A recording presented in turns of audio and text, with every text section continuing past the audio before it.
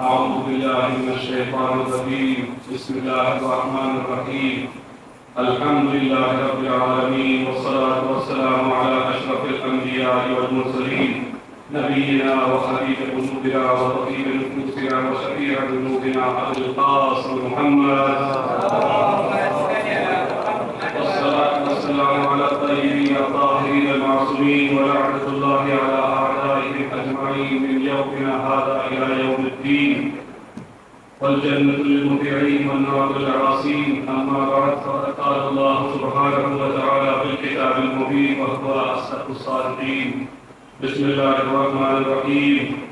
وترى كثيرا منهم يسارعون في الإثم والعدوان وأكلهم السحت، لبئس ما كانوا يعملون. نعم صلوات.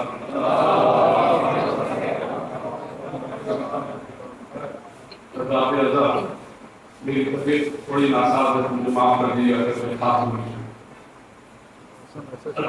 اس وقت دنیا کے جو حالات ہیں وہ آپ کے پیش نظر ہیں. آپ جب بھی نیوز کھول کے دیکھتے ہیں، جب بھی اپنا فون اٹھا کے دیکھتے ہیں، دنیا میں ہر طرف آپ کو ظلم نظر آتا ہے، اندھیرا ہی اندھیرا نظر آتا ہے. اگر آپ اس پہ غور و فکر کریں تو ماضی میں بھی ایسے کئی دور آئے ہیں جس میں اسی طرح ظلم چھایا ہوا تھا، اسی طرح سے مصیبتیں بہت عام تھیں، بس ان کی شکلیں دوسری تھیں، نام دوسرے تھے، لوگ دوسرے تھے. لیکن ہمیشہ ہر وقت ہر زمانے میں ایسا وقت گزرا ہے جس میں ظلم کا بول بالا رہا ہے. اب اس وقت آپ اگر غور و فکر کریں تو اس دنیا میں اس وقت سب سے بڑا جو ڈسپلیسمنٹ ہے پاپولیشن کا، وہ سوڈان میں. سوڈان میں اس وقت ہمارے کتنے مسلمان بھائی اور بہنیں مارے جا چکے ہیں، بچے یتیم کیے جا چکے ہیں، اور ان کی تعداد کتنی ہے اور ان پہ کتنا ظلم ہوا ہے اس کا اندازہ ہی نہیں ہے. اگر آپ اس کا ڈیٹا ڈھونڈنے چلے تو ڈیٹا ہی نہیں ہے، اتنا زیادہ ہو چکا ہے. آپ اگر یمن کو دیکھیں، 4 لاکھ سے زیادہ لوگ شہید ہو گئے ہماری آنکھوں کے سامنے. کتنے کنٹریز نے ان پہ بمبارڈمنٹ کیا اور وہ شہید کر دیے گئے. اس وقت کم سے کم کہا جا رہا ہے کہ 1 لاکھ فلسطینی مار دیے جا چکے ہیں اسرائیل، امریکہ اور ویسٹرن ورلڈ کے ہاتھوں. اتنا ظلم اور اتنا سب دیکھنے کے بعد دل یہی پکارتا ہے، یا رب العالمین آخر اس کا حل کیا ہے؟ تو بابیتا میں آپ کو ماضی کی طرف لے کے چلتا ہوں. لیکن خداوند عالم کا ایک انداز ہے کہ جب بھی سماج میں ایک خاص طرح کی پرابلم آتی ہے تو اس کا خاص طرح کا سلوشن بھی وہ مہیا کرتا ہے، اور وہ سلوشن بھی ایسا ہوتا ہے کہ اسی پرابلم کو ایڈریس کرتا ہے. اس وقت جب حضرت سلیمان علیہ السلام کے وقت خداوند عالم کو احساس ہوا کہ اس وقت حاکم کی ضرورت ہے، کیونکہ جب لوگ پریشان تھے اور اپنی ضرورتوں کو پورا نہیں کر پا رہے تھے، خداوند عالم نے حضرت سلیمان علیہ السلام کو بھیجا اور ان کو ملک عطا کیا. جب حضرت داؤد کا وقت آیا، خداوند عالم کو لگا کہ ایک کمانڈر، ملٹری کمانڈر کی ضرورت ہے جو مضبوط ہو، جو طاقتور ہو، جو ہتھیار بنا سکے، تو خداوند عالم نے حضرت داؤد کو حاکم بنا کے بھیجا. جب حضرت نوح کو ضرورت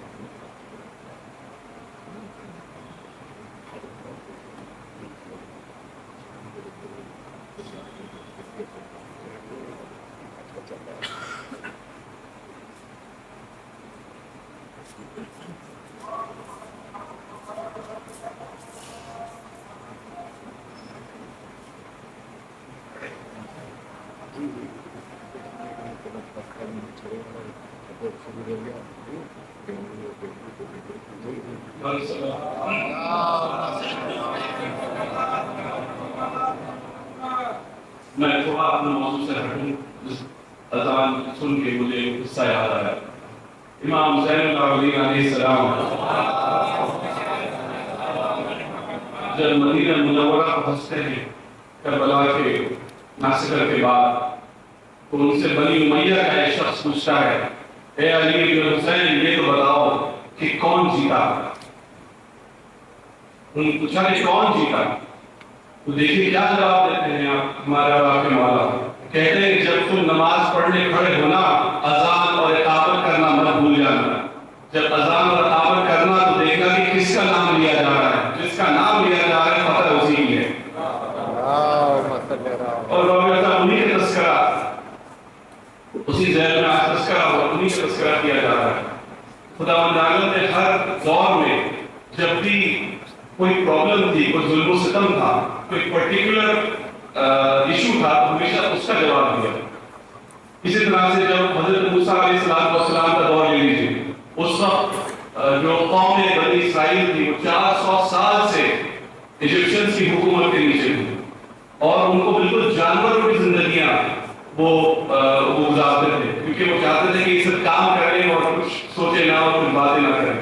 تو حضرت موسیٰ علیہ السلام کو شریعت عطا کی خداوند نے، تاکہ آگے ان کے بیچ میں قانون نافذ ہو اور وہ جانور سے بڑھ کے انسان کی طرح، ایک انسانی سوسائٹی کی طرح پیش آئے۔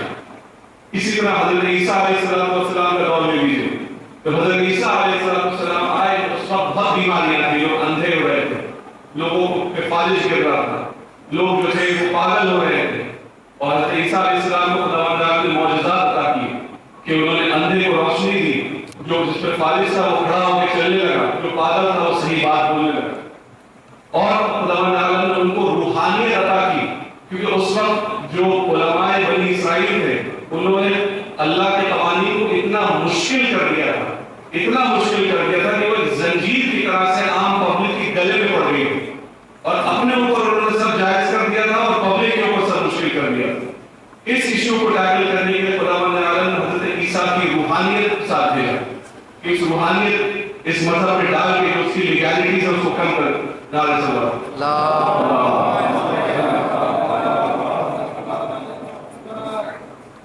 نعرہ صلوات۔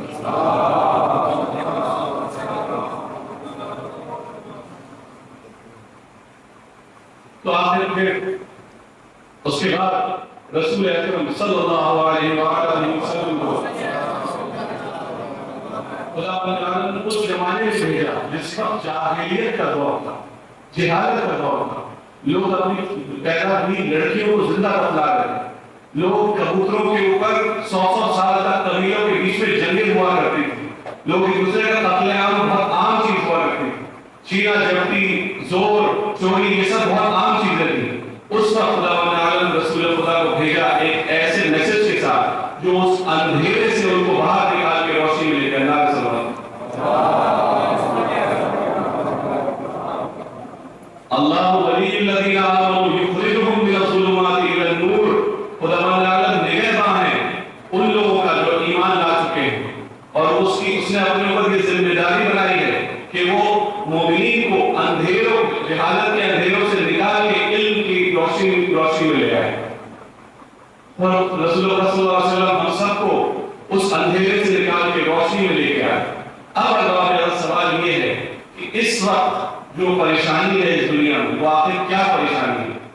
آپ سوچئے، میں نے سرس کے آپ بتا کہ 1 لاکھ فلسطینیوں کو اب تک اسرائیل مار چکا ہے، اور اگر آپ لوگوں کو آپ نے پڑھا ہو یہ پروف فیکٹ ہے کہ آرٹیفیشل انٹیلیجنس کا استعمال کیا ہے اسرائیلی گورنمنٹ، ان کے 3 سافٹ ویئر ہیں، لیونڈر، پاسپل اور ویئرز ڈیڈی، یہ استعمال کر کے انہوں نے جو ڈیسیجن وہ لیتے تھے بمباری کا دنوں میں، وہ انہوں نے فیصلے لیے منٹوں میں، اسی لیے اتنی زیادہ سویلین کور اور زیادہ بڑھ گئی ان کے اس حملے میں۔ آج بھی بچے اور عورتیں جو لائنوں میں لگ کے بیچارہ کھانا فراہم کرنا چاہتے ہیں ان پہ گولیاں برسا دیتے ہیں. اگر آپ 5 اگست سے لے کے اب تک آپ لے لیں تو ہر روز کم سے کم 50-60 بچے اور عورتیں مارے جا چکے ہیں. اور باقاعدہ یہ جو حملہ ہو رہا ہے یہ چھپا نہیں ہے, یہ سب کے سامنے ہے. یہ ایسا نہیں کہ دنیا کے ایسے کونے میں جس میں لوگ جانتے ہی نہیں کہ کیا ہو رہا ہے, سب اپنے سامنے نیوز پہ دیکھ رہے ہیں. لیکن اس کے باوجود ان کے جو دوست ہیں وہ ابھی بھی ان کو ہتھیار سپلائی کر رہے ہیں. ابھی بھی یو کے اور فرانس سے طے کر نہیں کر پا رہے ہیں فلسطین کو ایک اسٹیٹ کا ریکگنیشن دیں یا نہ دیں. تو باقاعدہ یہ کیا ہے, یہ کیا بیماری ہے, یہ پڑھے لکھے جاہل کیا چیز نہیں سمجھ پا رہے ہیں, کیا چیز نہیں ہے ان کے پاس. دراصل ان کے پاس اخلاقی اور روحانی پستی کے شکار ہو چکے ہیں. یہ روحانی اور اخلاقی پستی کے شکار ہے. اور باقاعدہ یہی پرابلم ہے اس جنریشن کی. اس زمانے میں اگر کوئی بیماری ہے جس کا حل ہمیں چاہیے تو وہ یہی ہے کہ لوگ اس اخلاقی اور اسپرچل پستی سے باہر نکلے. تو اس کا جواب آپ ہے کیا؟ تو میں خداوند عالم کی بارگاہ میں ہاتھ اٹھا کے دعا کرتا ہوں, یا رب العالمین مجھے یہ بتا دیں کہ آخر یہ جو مصیبت ہمارے سر پہ ہے آخر اس کا علاج کیا ہے. دیکھیے اللہ نے کہا ہے کہ جب تم پریشان ہو تو میرا ذکر کرو. اللہ بذکر اللہ تطمئن القلوب. آپ نے اس کی کتاب اٹھائی اور پڑھی ہے. خداوند عالم نے 3 بار ایک ہی آیت کو قرآن مجید میں نازل کیا ہے. 3 بار, ایک بار سورہ صف میں, ایک بار سورہ توبہ میں, ایک بار سورہ فتح میں.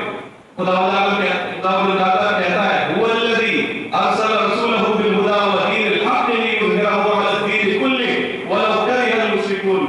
یقیناً خداوند عالم وہ ذات ہے جس نے اپنے نمائندے کو بھیجا ہدایت کے ساتھ, جس نے اپنے نمائندے کو بھیجا دین حق کے ساتھ. کس لیے؟ اس کا مقصد کیا ہے؟ اس کا مقصد کیا ہے کہ ایک وہ دن آئے گا جب دین حق, دین اسلام سارے مذاہب کے اوپر غلبہ پا جائے گا. وَلَوْ كَرِهَ الْمُشْرِكُونَ, اور وہ دن ہوگا جس دن مشرکین ہاتھ ملتے رہ جائیں گے. اللہ اس آیت کریمہ کی تفسیر شیعہ اور سنی دونوں ایک ہی ٹرانسلیشن دیتے ہیں کہ یہ اس میں امام جعفر صادق علیہ السلام نے فرمایا ہے. جب ان سے پوچھا گیا کہ اس میں تذکرہ کس کا ہو رہا ہے, آخر اسلام کا غلبہ تو کوئی دنیا میں نہیں ہے, تو فرماتے ہیں یہ میرا فرزند ہے امام القائم محمد المہدی علیہ السلام. وہ جب اس دنیا میں آئیں گے, اس دنیا میں ایک شہاب ثابت کی طرح نازل ہوں گے, اور اس دنیا میں جب ظلم و ستم اپنے پیک پہ ہوگا اس کو عدل و انصاف سے بھر دیں گے. تو اللہ تعالیٰ ہمیں سمجھ میں آ گیا آخر آخری امام کیا ہتھیار لے کے آ رہے ہیں. دیکھیے ہر دور کا ایک ہتھیار تھا. حضرت موسیٰ علیہ السلام کے پاس شریعت تھی, حضرت عیسیٰ علیہ السلام کے پاس روحانیت تھی, رسول خدا کے پاس علم تھا. آخری امام اسلامک فنڈامنٹل پرنسپلز لے کے آ رہے ہیں, اسلامی اصولی فکر لے کے آ رہے ہیں.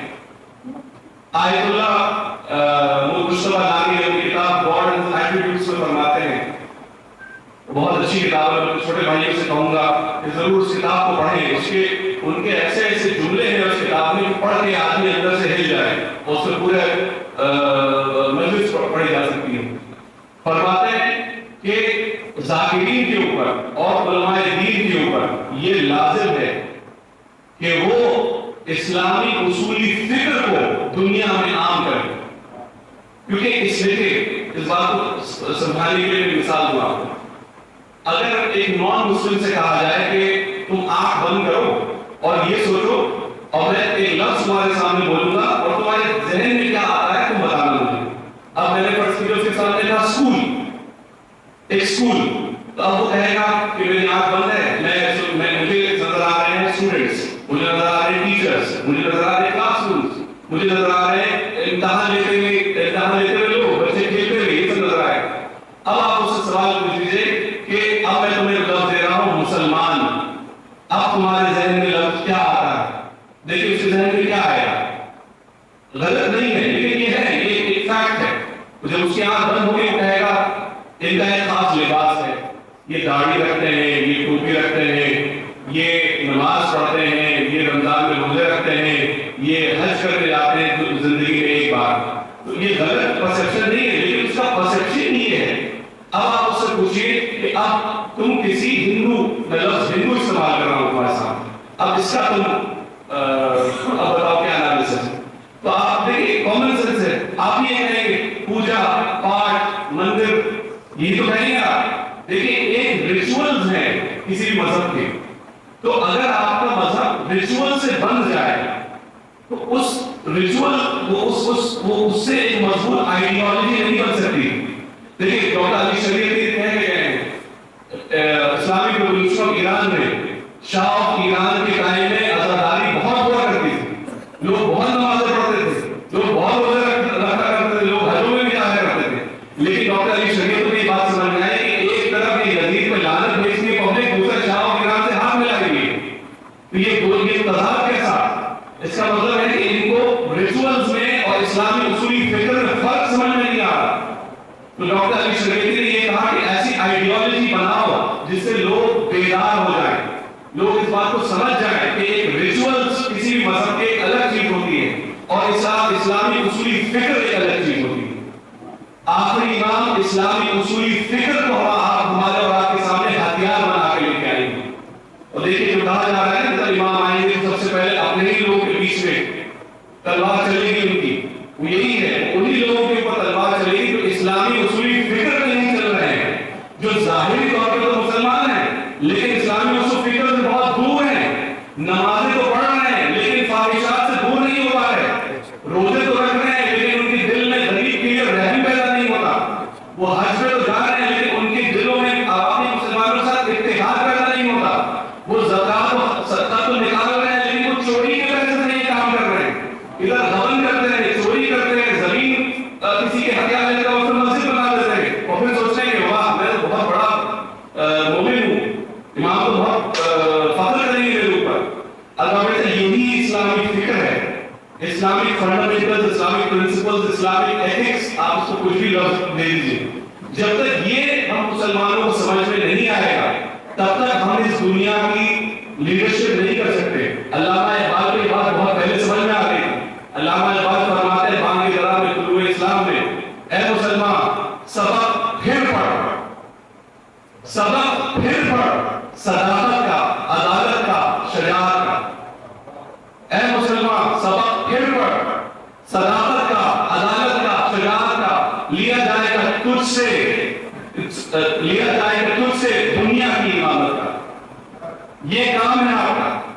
لیڈرشپ تبھی آپ پرووائڈ کر پائیں گے اس دنیا کو جب آپ ایک مضبوط آئیڈیالوجی پہ ہوں گے, اور اسلامک فنڈامنٹل پرنسپل سے بہت بہترین آئیڈیالوجی اور ہے ہی نہیں اس دنیا میں. مولانا صاحب کے پیچھے میں نے مولانا حسن محمد صاحب کے پیچھے خوب میں نے نماز جماعت پڑھی, اور اس پہ جب بھی ان کے نماز جماعت خطبہ ہوتا ہے یہ آیت کریمہ ضرور پڑھتے ہیں. ان اللہ یأمر بالعدل والإحسان وإیتاء ذی القربى وینہی عن الفحشاء والمنکر والبغی یعظکم لعلکم تذکرون. یہ بار بار مولانا حسن محمد صاحب بار بار کیوں دہراتے ہیں ہر جمعے کی نماز میں؟ یہ بتا رہے ہیں ہمیں کہ خدا بند عالم نے ہمارے اور آپ کے بیچ میں واجب قرار دیا ہے کہ ہم عدل و انصاف کو نافذ کریں اپنی سوسائٹی میں, اپنی زندگیوں میں, اپنے سوسائٹی میں نافذ کریں اور اپنے رشتہ داروں کی مدد کریں پیسے دے کے. دیکھیے کیا ہے یہ ذی القربیٰ سے محبت, کیا ہے یہ اسلامی فنڈامنٹل پرنسپل ہے, یہ اسلامی اصولی فکر کا حصہ ہے. اور فاحشات اور ریبیلین سے دور رہیے. یہ بار بار کہا جا رہا ہے, آپ کو کیوں کہا جا رہا ہے؟ یہ ایک اسلامی نظام کا حصہ ہے. اسلام ایک اخلاقی نظام کو بتاتا ہے. اگر ہم اخلاقی نظام سے دور ہو جائیں گے تو یقیناً ہم لگے گا کہ ہم ایک آپریٹ اسلام پہ چل رہے ہیں لیکن وہ سچا اسلام نہیں ہوگا.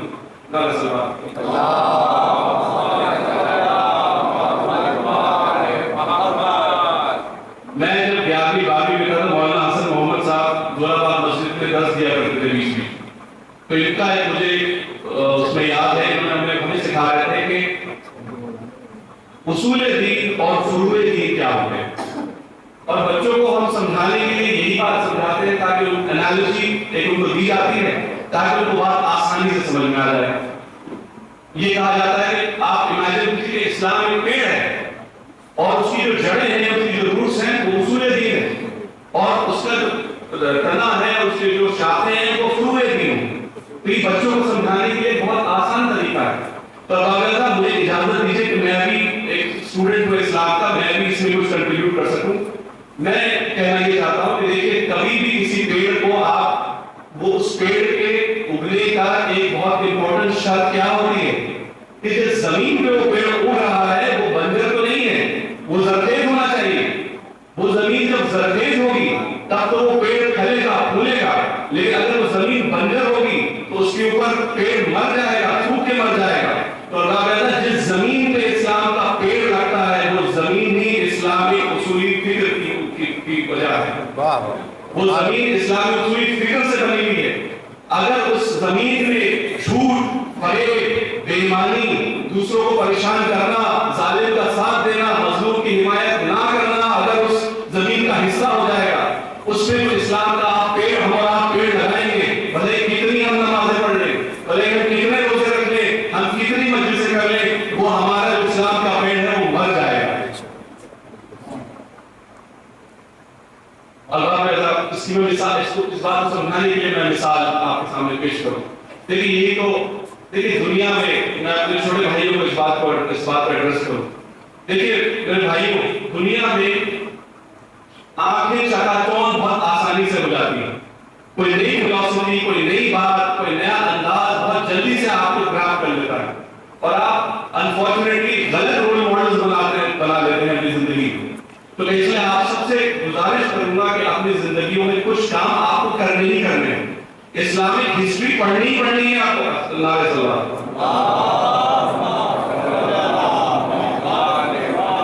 اسلامک ہسٹری میں واقعہ ہے دعوت الاشیاء کا. رسول خدا صلی اللہ علیہ وآلہ وسلم خاندان بنی ہاشم کو اکٹھا کرتے ہیں اور اس کے بعد کہتے ہیں کہ میرے خاندان بنی ہاشم, اگر میں تم سے یہ کہہ دوں کہ کہتے ہیں کہ امیر المومنین یہ آپ کیا کر رہے ہیں. جب کوئی شخص پاور میں آتا ہے تو اس کا سب سے پہلا کام ہوتا ہے کہ وہ اپنی پاور کو کنسولیڈیٹ کرتا ہے, وہ اپنے آپ کو پہلے مضبوط کرتا ہے, بعد میں پھر دھیرے دھیرے جا کے وہ اس کو کام کرنے ہوتے ہیں وہ کام کرتا ہے. دیکھیے مولا علیہ السلام سے کہا لوگ کہتے ہیں نا کہ پالیٹکس نہیں آتی تھی, ابھی میں اس کے اوپر آؤں گا. تو مولا علی کیا فرماتے ہیں کہ میں اپنی زندگی کے ایک لمحے میں بھی ناانصافی برداشت نہیں کر سکتا, کیونکہ میرے خدا کو ناانصافی بالکل پسند نہیں ہے. تو میرا کچھ بھی ہو میں ناانصافی نہیں کروں گا, انصاف کو ڈسمس کر دوں گا. امام حسین علیہ السلام کے پاس اس وقت آئیے, امام حسین نے کیا کیا. اس وقت ایک ظالم بادشاہ تھا, وہ ظلم کرتا تھا, وہ حرام کو حلال کر رہا تھا, حلال کو حرام کر رہا تھا. اس کے خلاف نکلے امام حسین اور اپنی بھی قربانی دی اور سب کی قربانی دی. اس بات پہ مولانا مودودی صاحب اللہ کی مغفرت فرمائے, وہ ایک ان کا ایک جملہ ہے, کسی نے پوچھا کہ مولانا یہ بتائیے کہ جب سب نے یزید کی بیعت کر لی تھی تو امام حسین علیہ السلام نے بیعت کیوں نہیں کی. دیکھیے کیا تاریخی جواب دیتے ہیں. سوال یہ نہیں ہے کہ جب سب نے بیعت کر لی تو امام حسین نے بیعت کیوں نہیں کی. سوال یہ ہے کہ جب حسین نے بیعت نہیں کی تو باقی سب نے بیعت کیسے کر لی. یہ مولانا مودودی کیا بتا رہے ہیں, یہ بتا رہے ہیں کہ اہل بیت رسول کا جو راستہ ہے وہ مصلحت پرستی نہیں ہے, وہ اصول پرستی ہے. اسلام اقدار کے اوپر اہل بیت رسول چلا کرتے ہیں. اسلامی اقدار is the most important thing in Islam. اگر اسلامی اقدار پہ انسان نہیں ہے تو پھر وہ گمراہی ہو سکتا ہے. اللہ اس زمانے میں دیکھ لیجیے, اس حسین کے بیٹے کو دیکھ لیجیے. اس حسین کے بیٹے نے کیا کہا اس دور پہ جب ایران کے اوپر حملہ ہو رہا تھا اور سب ٹرمپ کہہ رہے تھے کہ میں اس کو نابود کر دوں گا, اسرائیلی کہہ رہے تھے کہ اس سائڈ سے ہمارا قبضہ ہے, ہم ایران کو ختم کر دیں گے. تو دیکھیے اس حسین کے بیٹے نے کیا کہا. اس حسین کے بیٹے نے یہی کہا, ہائے ہاتھ من اللہ, ہائے ہاتھ من اللہ. زندگی ایک ذلت کی زندگی سے عزت کی موت بہتر ہے. ایران رہے یا نہ رہے, اسلام باقی رہے. نعرہ سلوات.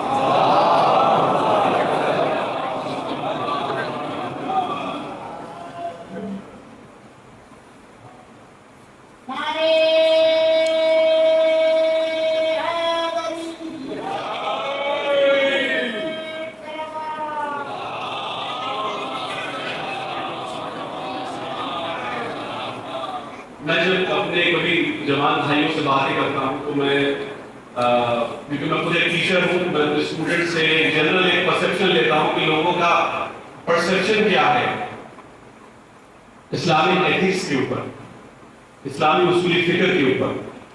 तो आजकल भाई हमारे यही कहते हैं कि डॉक्टर साहब ये जो ईमानदारी की बातें हैं, सच्चाई की बातें हैं, इस सबसे पेट नहीं भरता।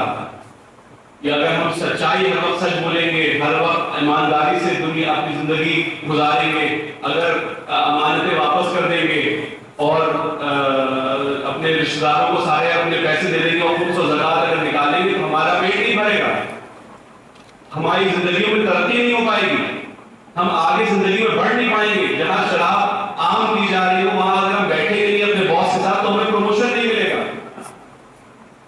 मैं इसमें बिल्कुल मैं मना नहीं कर रहा हूं, बेशक ये पॉसिबिलिटी है, बेशक ये पॉसिबिलिटी है। ऐसा हो सकता है कि जब आप शराबियों के बीच में ना बैठे तो आपको उस ऑफिस में प्रमोशन ना दिया जाए। ऐसा हो सकता है कि जब आप झूठ ना बोले झूठों के बीच में तो आप पीछे रह जाएं और आपके साथ वाले आगे निकल जाएं। आप दूसरों की जमीन कब्जा ना करें तो आप गरीब रह जाएं, आप सब अमीर हो जाएं, आपके साथ के जो लोग हैं सब अमीर हो रहे हैं, जमीनों में जमीनें खरीद रहे हैं रिश्वत के पैसे से, और आप जो है वैसे ही गरीब के गरीब रह गए। This is possible. लेकिन मेरे भाइयों मैं यही अर्ज आपसे करता हूँ, कुरान मजीद पढ़िए, कुरान मजीद पढ़िए। खुदा ने सूरह तलाक में कहा है वयत्तक़िल्लाह व यजअल लहू मखरजा, कि खुदावंद आलम के ऊपर जो इत्तिका करता है अल्लाह खुदावंद आलम उसके लिए रास्ते आसान कर देता है। वमन यत्तक़िल्लाह यजअल लहू मखरजा व यरज़ुक़हु मिन हैथु ला यहतसिब, और वहां से वो तुम्हें रिज़्क़ अता करेगा जहां से तुम्हें गुमान भी नहीं था, तुम्हें मालूम ही नहीं था कि यहां से रिज़्क़ आ सकता है, वहां से तुम्हें रिज़्क़ अता करेगा। तो मेरे भाइयों और आखिर में ये तो जिंदगी के लिए है, इस जिंदगी में भी हम तुम्हें अता करेंगे, इस जिंदगी में एक बेहतरीन जिंदगी अता करेंगे। आखिर और उससे बड़ी नेमत क्या आपको अता होगी, उससे बड़ा नेमत है वत्तक़ा इन्नल्लाह युहिब्बुल मुत्तक़ीन। आपको खुदावंद आलम की मोहब्बत मिल जाएगी, आपको मोहब्बत मिल जाएगी। इससे बड़ी और दौलत क्या हो सकती है भाइयों? डॉक्टर अब्बास वसीम ने बहुत अच्छी कल मजलिस में दुआ के ऊपर पढ़ा, तो मैं यहीं पे एक बात आपके सामने अर्ज कर दूं। जो हदीस रसूल है कि जिसके मुंह के अंदर एक हराम निवाला पहुंचा 40 दिन तक उसकी नमाजें और उसकी दुआएं कबूल नहीं होती, कबूल नहीं होती। और लोग ये कहते हैं, लोग हमारे अक्सर भाई ये भी बात करते हैं कि हम दुआएं करते हैं लेकिन हमारी दुआएं कबूल नहीं होती। उसकी ये भी एक वजह हो सकती है कि हमारा जो जरिया माश है वो हलाल ना हो। लेकिन देखिए एक और वजह भी खुदावंद आलम ने कही, बहुत बार हमारे भाई इस बात में परेशान होते हैं कि हमारी दुआ कबूल नहीं होती। नारे सल्लल्लाहु।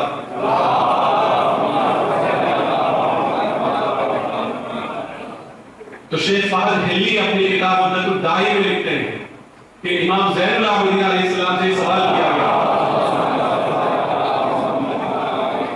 कि मौला ये बताइए, हम तो बहुत नेक हैं, दवाना कह रहा है कि हम नेक हैं, लेकिन हम दुआएं मांगे चले जा रहे हैं और हमारी दुआएं कबूल नहीं हो रही। तो आप देखो इसका जवाब मौला क्या देते हैं। इसको पढ़ के मेरे तो रोंगटे खड़े हो गए और मैंने उस वक्त ये सोचा कि पता नहीं कैसे लोग होंगे जिनके बारे में इमाम फरमाते हैं। सवाल क्या था?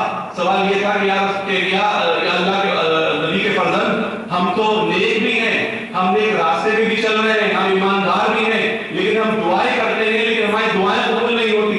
तो इमाम फरमाता है कि कभी कभी खुदावंद आलम अपने बंदों की आवाज को सुनना पसंद करता है, वो उसको उसकी अदा पसंद आती है, वो पसंद करता है इस बात को। रातों के अंधेरे में जब सब सो रहे होते हैं, वो बंदा अकेले खड़े होकर हाथ उठा के अल्लाह से दुआ करता है और खुदावंद आलम को अदा पसंद आती है। उसका वो बिस्तर छोड़ना, उसका वो दुआ करना खुदावंद आलम को इतना पसंद आता है कि उस दुआ को वो थोड़ा देर कर देता है कबूल करना। अब आप ऐसा तो वो शख्स को लौट के क्या कहता है कि यार क्या अल्लाह के नबी के फर्जंद अगर यही सच्चाई है तो मैं नहीं चाहता कि मेरी कोई भी दुआ कबूल हो। ये अल्लाह की मोहब्बत है बाबा। अगर अल्लाह की मोहब्बत आपको आप खरीद लें अपनी इस दुनिया में, अगर आप खरीद लें, इससे बड़ी दौलत और कोई नहीं। और देखिए रिस्क का वादा उसने किया, रिस्क का वादा उसने किया, वो रिस्क अदा करेगा। आपका काम बस ये है कि उस रिस्क को हलाल जरिए से फराहम करे, हराम जरिए से फराहम ना करे। नारे सल्लल्लाहु।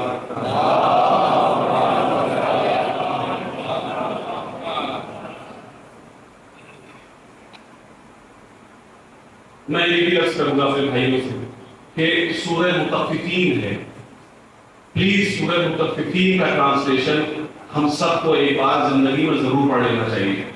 اس سورے کو پڑھ کے واقعی میرے بھی رونگٹے کھڑے ہو گئے اور میرے بھی سمجھ میں آیا کہ اس سورے کو بار بار پڑھنا چاہیے، اس کا ٹرانسلیشن بار بار پڑھنا چاہیے۔ خداوند عالم کیا کہہ رہا ہے اس میں؟ وَيْلٌ لِّلْمُطَفِّفِينَ، وائے ان لوگوں کے جو بے ایمان ہیں۔ دیکھیے اس کے پیچھے قصہ کیا ہے۔ جب رسول خدا صلی اللہ علیہ وسلم مدینہ منورہ گئے تو وہاں اوس اور خزرج جو ٹرائبس تھی، انہوں نے یہ دیکھا کہ یہ جب تولتے ہیں، کیونکہ وہ بزنس مین تھے، جب تولتے تھے تو ان کے میزان میں گڑبڑ ہوتی تھی۔ جہاں 1 کلو کا سامان دینا ہوتا تھا وہاں 800 گرام ہی دیتے تھے، لیکن جب خریدتے تھے تو اپنا حق مانگتے تھے، صحیح، لیکن جب بیچتے تھے تو اس میں بیمانی کر جاتے تھے۔ اب آپ غور کیجیے کہ کتنا فائدہ ہوتا ہوگا بھائی، 1 کلو میں 200 گرام سے زیادہ بیمانی کریں گے تو پتہ ہی چل جائے گا، ہاتھ میں جب پکڑاتے اس میں مان لیجیے آدھا کلو بیمانی کریں گے تو وہ تو جیسی انسان اس وزن کو اٹھائے گا اس کو سمجھ میں آ جائے گا کہ بیماری ہو گئی۔ تو بیماری بہت تھوڑی ہی ہے، 100 گرام یا 200 گرام کی ہے، اس کو انگلش میں اگر آپ کہیں تو اسکن فرام دا ٹاپ، کہ بہت ذرا سے ایک سلائس لے لیا آپ نے، لیکن خداوند عالم کو یہ بھی برداشت نہیں ہے۔ اس کے بعد تیسری یا چوتھی آیت میں اللہ کہتا ہے کیا ان لوگوں کو پتہ نہیں ہے قیامت کے دن ان کو اٹھایا جائے گا، ان کو اپنے قبروں سے نکال کے سوال جواب ہوگا، ان کو یہ بات معلوم نہیں ہے کیا؟ اور اس کے بعد اسی سورہ میں خداوند تعالیٰ نے کہا ہے کہ یہ تھوڑی سی جو بیماری کر رہے ہیں اس کے لیے ان کو سجین میں ڈالا جائے گا، جہنم کا وہ 7واں حصہ ہے جو صرف انہی لوگوں کے لیے ہے۔ اور دیکھیے اسی سورہ میں بھی موجود ہے۔ میں یہاں ہمارے جتنے بھی ایماندار لوگ موجود ہیں میں یقین سے کہتا ہوں، ایک کو تو میں خود جانتا ہوں، پروفیسر عباس وسیم ہے، جب یہ چلا کرتے ہیں میڈیکل کالج میں، یہ ماشاءاللہ ڈیپٹی میڈیکل سپرنٹینڈنٹ بھی ہے، ان کے ایک سگنیچر سے بہت کچھ ہو سکتا ہے، جب یہ چلتے ہیں اور ان کے ساتھ والے ان کو دیکھتے ہیں تو وہ ہنستے ہیں ان کے اوپر اور ایک دوسرے کو آنکھیں مارتے ہیں کہ دیکھو اس بیوقوف کو، یہ ایماندار ہے، یہ ایماندار ہے، یہ بیماری نہیں کرتا۔ یہ سب سورہ مطففین میں موجود ہے، لیکن خداوند تعالیٰ نے کیا وعدہ کیا ہے کہ یہی لوگ جو آج ہنس رہے ہیں، جو مذاق اڑا رہے ہیں، جو آنکھیں مار رہے ہیں، قیامت کے دن ان کو سجین میں ڈالا جائے گا، اور یہ لوگ جو ایماندار ہیں ان کو علیین میں ڈالا جائے گا، جنت کے اس حصے میں ڈالا جائے گا جو ایمانداروں کا حصہ ہے۔ اب آخر دیکھیے، یہ تو دیکھیے بہت چھوٹی سی سلائس ہو گیا۔ آئیے اس آیت کریمہ میں جس کو اپنا خطاب کرنے کا مجھے موقع ملا، خدا والے عالم فرما رہا ہے، اللہ صلی اللہ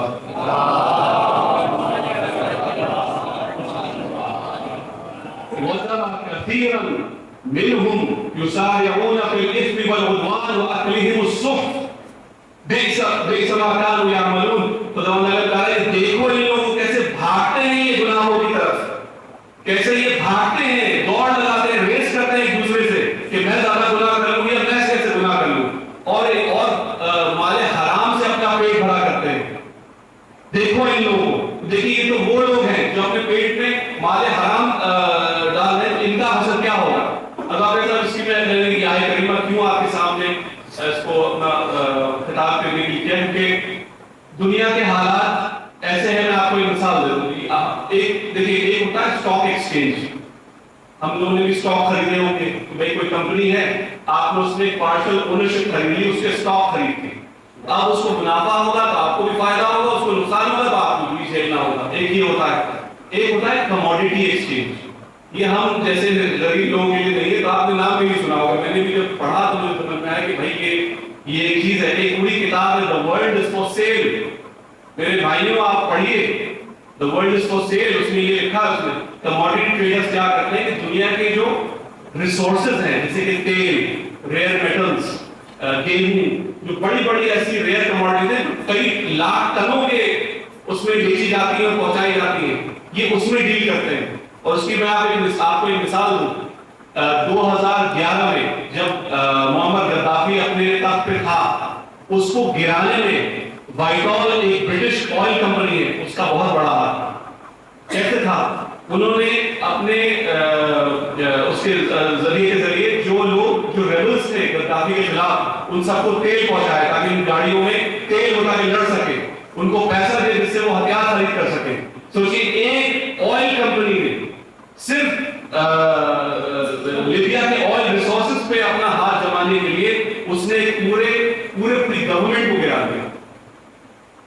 اتنی طاقت رکھتے ہیں یہ لوگ. آپ سوچئے اتنا اس نے کیا اور اس کے عوض میں کیا ملا اس کو.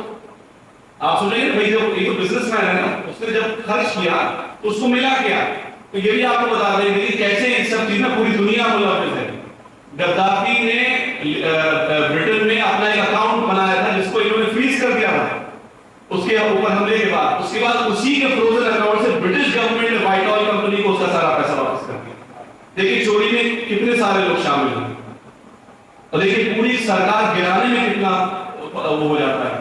آپ دیکھیں ابھی آپ نے پڑھا ہوگا یو این کی جو رپورٹر ہے پیلسٹائن کے اوپر ڈاکٹر فرانچسکا البنیز, اس نے ایک پیپر لکھا ہے, ایک رپورٹ بنائی ہے. رپورٹ کا ٹائٹل کیا ہے؟ The economics of occupation to the economics of a genocide. مطلب معیشت قبضہ سے لے کے معیشت نسل کشی تک اس نے یہ سمجھ, اور اس نے پورا لسٹ کیا اس کو اسی کے اوپر. تو ٹرمپ نے بین لگا دیا اس کے اوپر. کیا لکھتی ہے اس کے اندر؟ اس کے اندر لکھتی ہے کہ فلسطین کا جو قبضہ ہے یہ قبضہ صرف کسی زمین کو ہتھیانے کے لیے نہیں ہے, اس سے پیسہ بنا رہے ہیں. اس زمین کو جو بھائی آپ سوچئے جب ایک پاپولیشن کو ہٹایا جائے گا اور زمین خالی کی جائے گی تو وہاں بلڈر چاہیے ہوں گے, سیمنٹ چاہیے ہوگا, پتھر چاہیے ہوگا, بالو چاہیے ہوگا, تو کہاں سے آئے گا وہ؟ کوئی بلڈر چاہیے ہوگا نا. تو جب اس پہ کوئی بلڈر آ کے بنائے گا تبھی تو پیسے ملیں گے. یہ جو جنگیں ہو رہی ہیں جب سے غازہ پہ اکتوبر 7 کے بعد سے جب حملہ ہو رہا ہے اس کے بعد سے یہ پروو ہو گیا ہے کہ اسرائیلی اسٹاک ایکسچینج نے بلینز آف ڈالرز کا منافع کمایا ہے. بتائیے ادھر 2 لاکھ فلسطینیوں کے گھر منہدم کر دیے گئے, 1 لاکھ فلسطینی مار دیے گئے.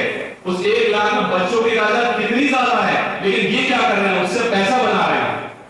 جس گولیوں سے ان کو چھلی کر رہے ہیں وہ کارتوس کہیں سے تو آ رہے ہوں گے, ہے نا, وہ بندوقیں کہیں سے تو آ رہی ہوں گی. یہ جو جرمنی, فرانس, یو کے, یہ کہاں سے آ رہے ہیں ہتھیار, یہاں سے آ رہے ہیں. اس نے کمپنیز کو لسٹ کر دیا. اس نے کہا Google, Amazon, Intel, Microsoft, Alliance, Elbit system, جتنے ہیں یہ سب پیسہ کما رہے ہیں اس سے. اب آپ دیکھیے اس میں سمجھیے حرام کا جو پیسہ ہے, دیکھیے حرام حرام ہوتا ہے. میں اگر علی گڑھ مسلم یونیورسٹی میں یہاں اگر ٹیچر ہوں اور میں 10,000 روپے پار کر لوں, مجھ میں اور بنجامن نیتنیاہو میں زیادہ فرق نہیں ہے. اگر وہ 10 لاکھ مار رہا ہے اور میں 10,000 مار رہا ہوں, ہم دونوں گنہگار ہیں, ہم دونوں گنہگار ہیں. اور دیکھیں یہ بھی میں اس میں عرض کرتا چلوں, قرآن مجید میں علماء بنی اسرائیل کو خداوند عالم نے ایڈریس کیا ہے اور کہا ہے ان سے کہ تم لوگوں نے جو میں نے قوانین نازل کیے تھے تم نے ان کو بدل دیا.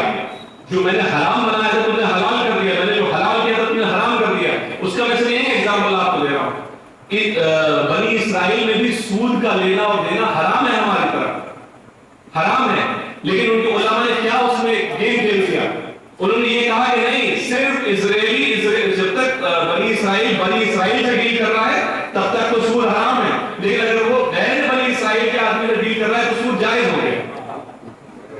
اور انفارچونیٹلی ہمارے ہندوستان میں بھی انہوں نے یہ ایک چلا تھا بیت الحرب اور بیت الامان کے نام پہ اس کو چل دیا کہ صاحب یہ بیت الحرب ہے اس لیے یہاں رشوت دینا, رشوت لینا, اسمگلنگ کرنا سب جائز ہے کیونکہ یہ بیت الحرب ہے. تو بابا ایسا دیکھیے اردو میں بھی چور کو چوری کہتے ہیں, عربی میں سارق کہتے ہیں, انگلش میں تھیف کہتے ہیں. تو کیا مطلب بدل جاتا ہے؟ تینوں زبانوں میں مطلب تو وہی ہے. خداوند عالم نے کہا ہے کہ تم نے عدل و انصاف کے خلاف کیسے کام کر دیا. اسلامی فنڈامنٹل پرنسپل اسلامی قوانین میں ہے, یہ عدل و انصاف کے اوپر مبنی ہے. تو کوئی بھی ایسا حکم جو اسلامی جو انسانی عدل و انصاف کے خلاف ہو جائے وہ آٹومیٹکلی حرام ہو جائے. جو چیز ایک جگہ غلط ہے وہ دوسری جگہ بھی غلط ہی ہوگی, وہ صحیح نہیں ہو سکتی. تو آخر کیسے اس کو جائز ٹھہرایا جائے. لیکن ارباب اعضاء آپ یہ دیکھیے کہ لوگوں نے کس طرح سے اس پورے آکوپیشن سے پیسہ کما رہے ہیں. اور ارباب اعضاء یہ ضروری ہم لوگوں کی جاننا اس لیے اور بھی ضروری ہے کہ انفارچونیٹلی اللہ ہم سب کو اس مصیبت سے بچائے. لیکن ہمارے یہ چیزیں دیکھی جاتی ہیں کہ مال حرام کما کے ہم لوگ مطلب زمین ہڑپ کر کے اس میں مسجد بنا دیتے ہیں. یہ سوچ کے کہ اللہ معاف کر دے، ہے نا، پیسہ غبن کر کے عزاداری کر دیتے ہیں، ہے نا، بہترین حصہ بانٹ دیتے ہیں. اور یہ دونوں تضاد ہے. امام جعفر صادق علیہ السلام کسی نے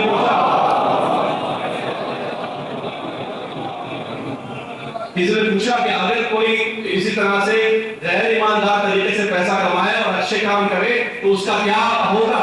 تو امام فرماتے ہیں من غشانا فلیس منا، ہم بے ایمان ہم میں سے نہیں ہے. اگر ہم اور آپ نانا خاصا بے ایمان ہو جائے تو ہمیں اہل بیت رسول میں سے نہیں ہے. میرے بھائیوں دیکھیے ایک اور میں نماز صلی اللہ علیہ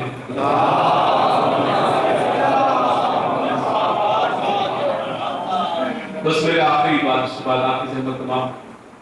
رسول خدا صلی اللہ علیہ وسلم نے ایک دن اپنے سارے اصحاب کو اکٹھا کیا اور ان سے پوچھا کہ یتیم کون ہوتا ہے؟ یتیم کون ہے؟ اس میں یہ کتاب گناہ کبیرہ اور یہ مولانا دستغیر شرازی کتاب گناہ کبیرہ میں یہ حدیث موجود ہے. انہوں نے کہا کہ یتیم کون ہے؟ تو لوگوں نے ظاہر سی بات جو ٹرانسلیشن تھا وہی دیا کہ جس کا باپ نہیں ہے، جس کی ماں نہیں ہے، جس کا قبیلہ نہیں ہے. لوگوں نے یہ کہا. تو انہوں نے کہا کہ نہیں، یہ ڈیفینیشن آف یتیم نہیں ہے. میں بتاتا ہوں تمہیں یتیم کون ہے. اللہ کا رسول فرماتا ہے کہ قیامت کے دن جب ہم جیسے لوگ پہنچیں گے، ایک طرف ہمارے پاس اچھے اعمال ہوں گے اور گناہ بھی ہوں گے. جو اللہ کے حضور میں پہنچیں گے اور ہم کہیں گے یا اللہ ہم اچھے کام لے کے آ گئے اور تھوڑے گناہ لے کے آ گئے، ہمیں معاف کر دے، ہمیں جنت نصیب کر دے. تو خدا تعالیٰ کیا کہے گا؟ اس دن اس آدمی کو پکارے گا جس کا حق میں نے مارا، اور اسے کہے گا کہ آؤ اس کی اچھائیوں میں سے لے جاؤ، جتنا حق تمہارا مارا تھا اتنے اچھائیاں اس کی لے جاؤ.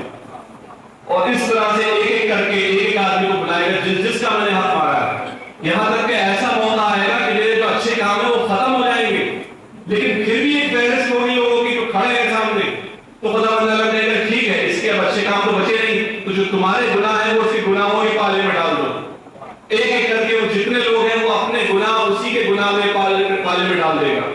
آخر وہ بندہ کیا کہے گا رسول اللہ سے؟ یا رسول اللہ میں نے تو آپ کی نماز، آپ نے بتایا تھا نماز پڑھو، نمازیں پڑھی تھی، میں نے روزے رکھے تھے، میں نے حج بھی کیا تھا، میں نے زکات بھی ادا کیا تھا، خمس بھی ادا کیا تھا، میں نے لوگوں کی مدد بھی کی تھی، لیکن آج یہ میں کیا دیکھ رہا ہوں کہ میرے پاس کچھ ہے ہی نہیں سوائے گناہوں کے.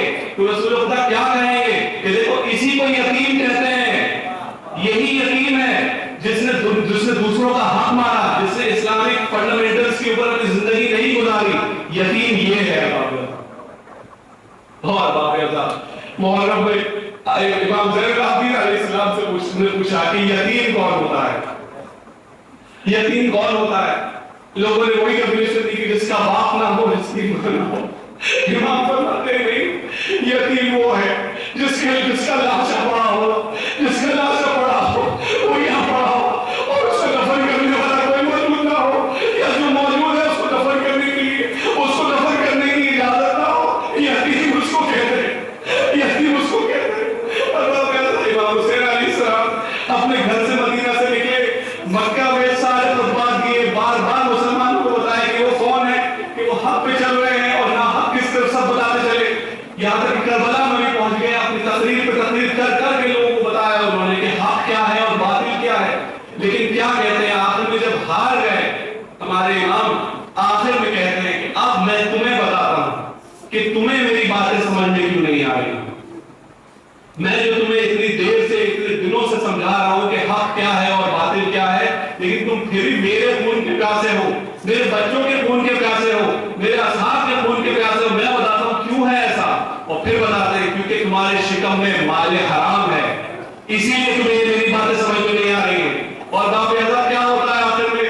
یہی جو لوگ جن کی شکم میں مال حرام ہے سارے اصحاب امام حسین کو شہید کر دیتے ہیں، سارے امام حسین کے بچوں کو شہید کر دیتے ہیں، یہاں تک کہ امام کو بھی شہید کر دیتے ہیں. اس کے بعد ان بدبختوں سے یہ بھی ان کے دل ٹھنڈا نہیں ہوا، امام حسین کو 3 دن کا بھوکا اور پیاسا شہید کر کے اس کے بعد اعلان ہوتا ہے کہ نعرہ بندی کی جائے، گھوڑوں کی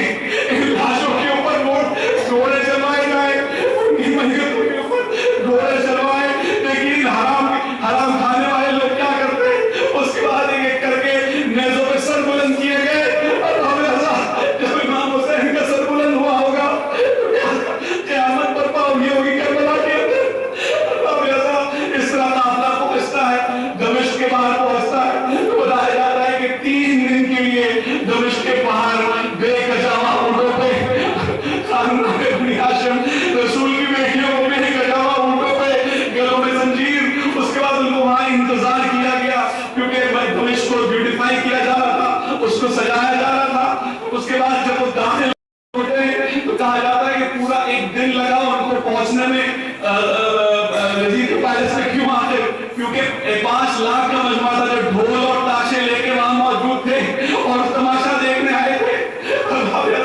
तारीख ये कहती है कि जनाब उम्मे कुलसूम ने एक शिमर को बुलाया, उससे कहा ए शिमर, ये जो सरे अक़दस है इनको कम से कम औरतों के सामने से हटा दो ताकि मर्दों की नजर कम से कम हम पे ना पड़े, सिर्फ सरों के ऊपर पड़े। लेकिन मलून को देखिए और जालिम को देखिए कि उसने उनकी बात न सुनी और नसर वहीं छोड़ दिए और तो उनके ख़वातीन के बीच में। उसके बाद बैतुस्साद का इंतजार करते हैं। इमाम ज़ैनुल आबिदीन अलैहिस्सलाम से एक शख्स आता है और कहता है कि अल्लाह का शुक्र है कि उसने जालिमों को निस्फ़ नाबूद कर दिया, अल्लाह का शुक्र है कि तुम्हें हरा दिया। तो इमाम फरमाते हैं ऐ शख्स, क्या तूने कुरान मजीद पढ़ा है? क्या तूने कुरान मजीद पढ़ा है? तो कहते हैं हाँ मैंने कुरान मजीद पढ़ा है। इमाम फरमाते हैं क्या तूने आयत मवद्दत पढ़ी है? तो कहता हाँ मैंने आयत मवद्दत पढ़ी है। बोलते क्या तूने आयत तत्हीर पढ़ी है? हाँ मैंने आयत तत्हीर पढ़ी है। तो यकीनन उस कुरान में आयत तत्हीर में हमारा तज़किरा है, आयत मवद्दत में हमारा तज़किरा है और किसी का तज़किरा नहीं है। अल्लाह